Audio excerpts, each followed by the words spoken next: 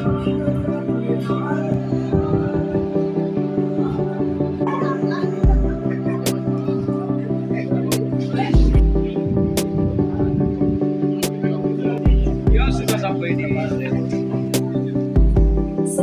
kita dapat hadir bersama.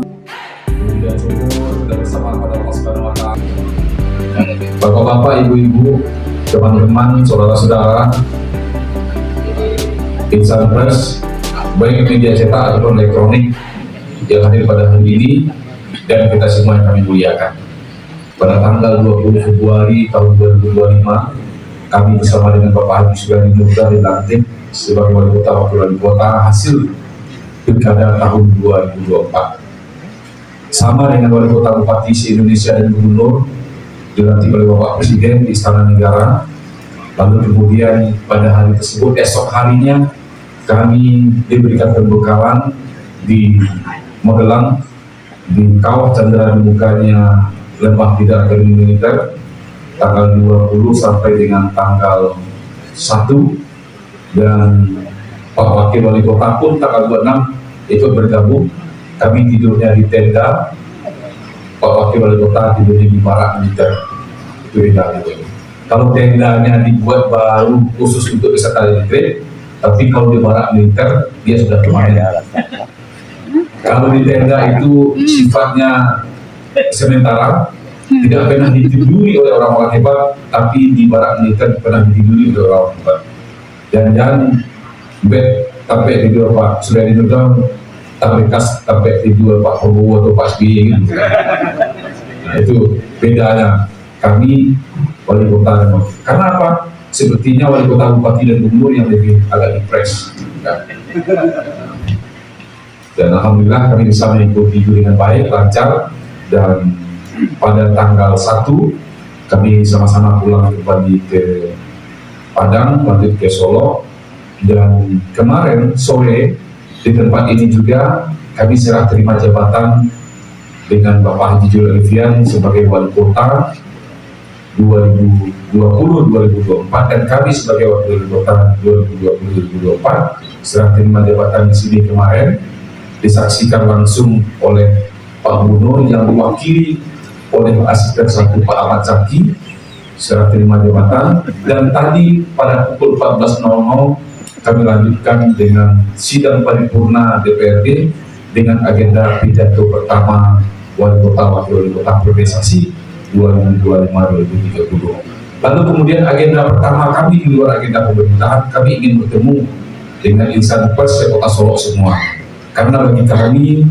pilar kami yang pertama sangat penting adalah bapak-bapak, ibu-ibu, saudara-saudara insan pers semuanya yang nanti akan membantu kami dalam memberitahu, mensosialisasikan, memberikan penguatan kepada masyarakat terkait dengan segala program-program kegiatan yang kita kerjakan di 5 tahun akan datang. Untuk itu kami ucapkan terima kasih kepada bapak-bapak, ibu-ibu, teman-teman, saudara-saudara, kakak-kakak semua yang telah berkenan hadir pada hari ini, meskipun saya lihat masih banyak yang belum datang. Mudah-mudahan yang lain bisa bergabung dengan kita pada hari ini.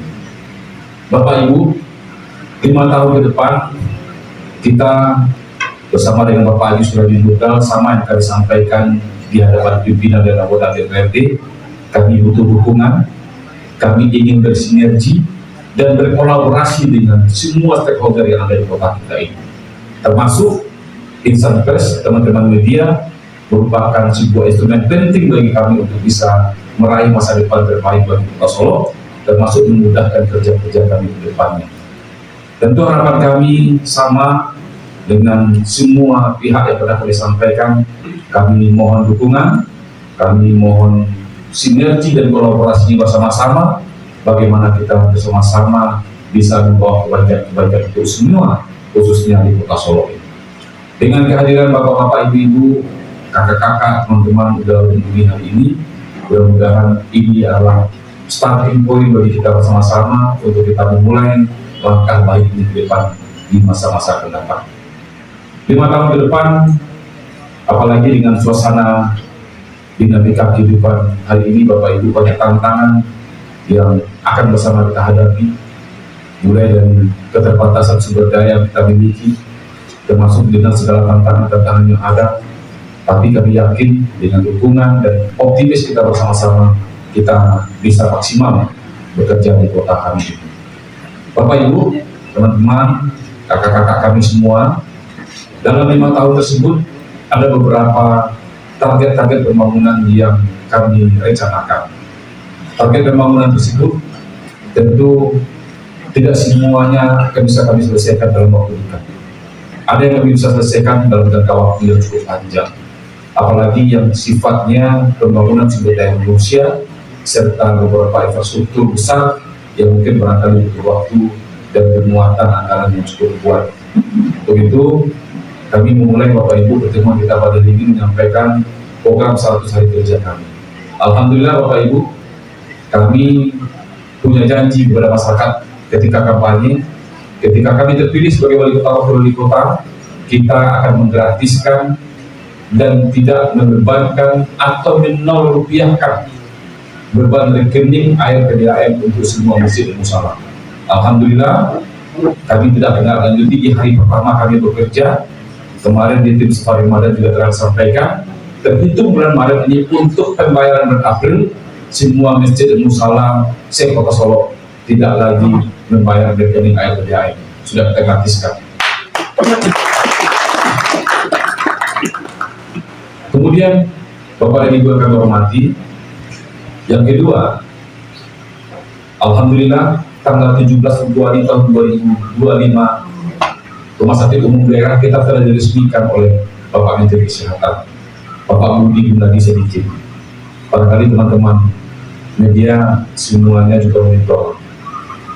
Pada kesempatan itu masih banyak yang mesti kita lengkapi sehingga Rumah Sakit Umum Daerah kita ini bisa maksimal melayani masyarakat kita. Masih banyak bangunan pelengkap yang mesti kita lengkapi, masih banyak alat-alat yang mesti kita penuhi, sehingga standar minimal layanan kesehatan sesuai dengan apa yang ditentukan oleh ketentuan perundang-undangan, termasuk akreditasinya, lalu kemudian bisa bekerja sama dengan BPJS Kesehatan. Ini adalah tugas yang akan diselesaikan oleh pemerintah. Percuma Rumah Sakit Umum Daerah kita bisa operasional, tapi belum bisa melayani BPJS Kesehatan. Insya Allah Bapak Ibu, dalam beberapa hari ke depan, target kami di per 1 April Rumah Sakit Umum Daerah kita telah bisa melayani BPJS Kesehatan yang ada di kota. Karena apa? Di Kota Solo Bapak Ibu, kita telah universal health coverage. Kita telah meraih capaian maksimal. Semua warga kota kita tertampung untuk dilayani dengan BPJS Kesehatan gratis. Nah tentu dengan telah UHC ini, sementara rumah sakit milik kita sendiri belum bisa melayani pasien untuk mendapatkan layanan melalui BPJS Kesehatan. Nah, mudah-mudahan target kami dengan Pak Wakil Wali Kota 1 April rumah sakit kita telah bisa melayani BPJS Kesehatan sesuai dengan apa yang menjadi pendapat kita bersama-sama. Lalu kemudian Bapak dan Ibu yang kami hormati, jaminan yang ketiga, ada BPJS Kesehatan dan ada BPJS Sosial Tenaga Kerja. BPJS Sosial Tenaga Kesehatan adalah penjamin kesehatan, BPJS Sosial Tenaga Kerja adalah penjamin sosial tenaga kerja. Insya Allah dalam waktu dekat kami juga akan meluncing 2.000 penerima BPJS Sosial Tenaga Kerja. Nah ini gunanya untuk apa Bapak Ibu? Untuk memberikan jaminan sosial kecelakaan kerja bagi masyarakat kita yang rentan bekerja di luar rumah. Barangkali Bapak dan Ibu, teman-teman media juga monitor. Kita menyerahkan beberapa kali kesempatan bantuan-bantuan ataupun santunan kepada ahli waris dari keluarga yang meninggal dunia pemegang BPJS Sosial Tenaga Kerja. Lalu kemudian Bapak dan Ibu, kami ingin mengelola pemerintah ini dengan baik bersama dengan Bapak Haji Surya Muda. Profil Pak Surya Muda mungkin barangkali Bapak dan Ibu dan teman media sudah tahu, beliau adalah birokrat, 2,5 periode kepala daerah yang berbeda menjadi sekretaris daerah. Dan kami punya komitmen untuk bagaimana birokrasi ini kita kelola secara lebih baik ke depannya. Kami sedang mendesain sebuah sistem meritokrasi yang berbasis digitalisasi dalam tata kelola pemerintahan ini Bapak Ibu. Jadi subjektivitas pimpinan memberikan penilaian, subjektivitas menilai seseorang untuk mempromosikan seseorang ASN ataupun pejabat tertentu bisa kita tekan dengan sistem yang kita buatkan berbasis digital, meritokrasi. Nah, ini sedang kita siapkan, sudah kita mulai, dan ini telah dilakukan oleh beberapa pemerintah provinsi, kota kabupaten di Indonesia. Yang telah melakukan pertama di Indonesia itu adalah pemerintah provinsi Jawa Barat, zamannya Pak Ridwan Kamil. Nah, kami ingin juga Kota Solo berbasis digitalisasi ini akan buatkan sebuah sistem birokrasi. Lalu kemudian Bapak-bapak dan Ibu-ibu yang akan hormati, teman-teman semua, terkait dengan infrastruktur, tentu kami ingin menyelesaikan dari pembangunan sebelumnya yang belum selesai. Di antaranya rumah sakit umum daerah masih perlu intervensi untuk kita selesaikan. Gedung olahraga Marhadin kita, Stadion Marhadin itu baru yang ada itu adalah lapangan sepak bola dan tribun barat. Tribun timurnya belum ada, tribun utara dan selatannya belum ada, bahkan jalan ke dalamnya pun juga masih dalam keadaan seperti yang kita ketahui sekarang ini. Nah, ini juga membutuhkan intervensi kebijakan dan anggaran yang berkelanjutan di masa-masa akan datang. Nah, ini kita harus selesaikan supaya dia betul-betul ada manfaat untuk masyarakat kita. Termasuk beberapa infrastruktur yang mesti kita selesaikan, Masjid Sahara, beberapa infrastruktur lainnya yang ingin kita selesaikan di tahun berikutnya ataupun di tahun yang akan datang. Kemudian Bapak dan Ibu, yang paling kita idam-idamkan bersama dengan Pak Suryadi Muda, kita ingin membenahi kawasan pusat kota kita. Kami sedang menyiapkan sebuah desain pusat kota terpadu yang terintegrasi. Di mana kawasan tersebut? Kawasan tersebut ada di kawasan depan Pasaraya, Taman Kota, Jalan Sudirman, dan Jalan Cengkeh. Kenapa kami sebut sebagai kawasan pusat kota terpadu yang terintegrasi?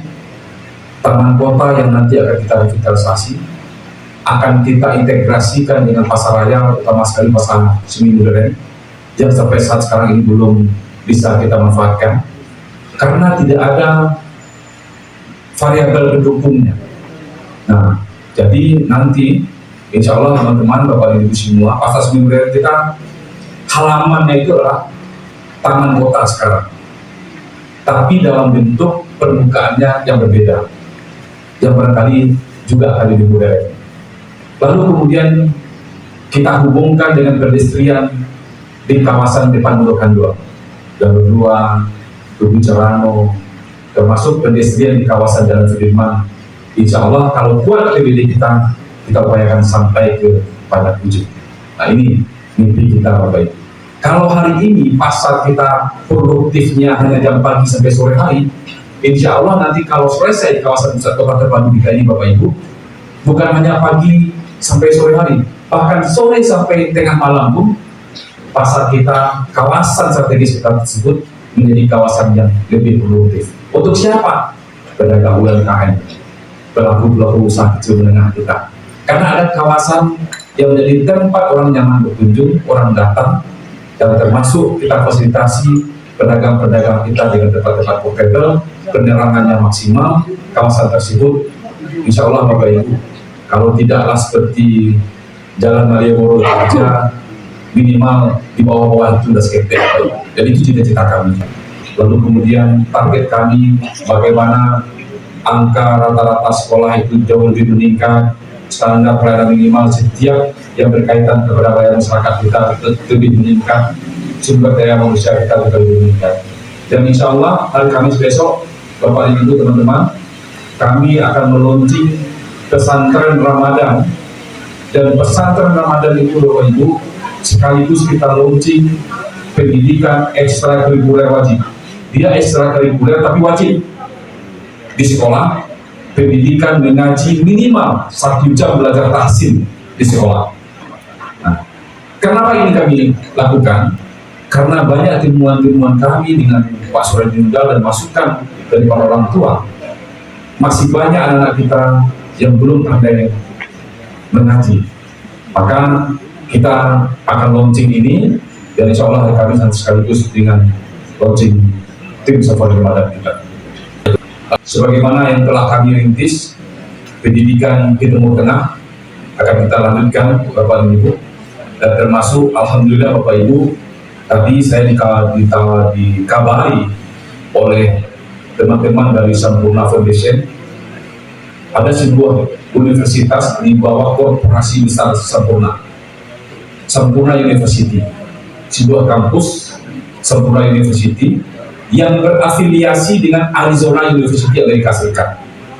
Kami bekerja sama dengan Sampurna University ini, Bapak Ibu, untuk memberikan beasiswa kepada putra-putri Kota Solo yang berprestasi. Untuk apa? Untuk sekolah di Sampurna University. Nanti di tahun ketiga dan tahun keempat, anak kita ini akan kuliahnya di Arizona University Amerika Serikat. Ini ditanggung pembiayaannya 50% dari APBD, 50% dari Sampurna University. Nah, insya Allah hari Kamis nanti teman-teman Sampurna Foundation dan Sampurna University akan datang langsung ke Kota Solo. Tapi Pak Wakil, sebentar ini kita dapat kabar bahwasanya hari Kamis tersebut pagi kita menerima SK dari Pak Gubernur. Nah, bagaimana kita schedule nanti dengan kedatangan teman-teman Sampurna University.